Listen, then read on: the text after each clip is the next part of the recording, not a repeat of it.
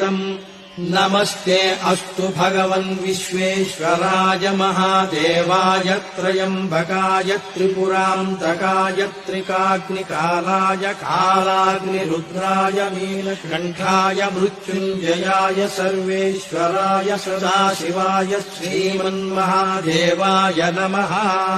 नमो हिरण्यवाहवे सेनान्ये दिशाम् च पतये नमो नमो वृक्षेभ्यो हरिकेशेभ्यः पशूनाम् पतये नमो नमः सस्मिञ्जराय त्रिषीमते पथीनाम् पतये नमो नमो बभ्रुषाय व्याधिनेन्नानाम् पतये नमो नमो हरिकेशायोपवीतिने पुष्टानाम् पतये नमो नमो भवस्य हेत्यै जगताम् पतये नमो नमो रुद्राय तथाविने क्षेत्राणाम् पतये नमो नमः।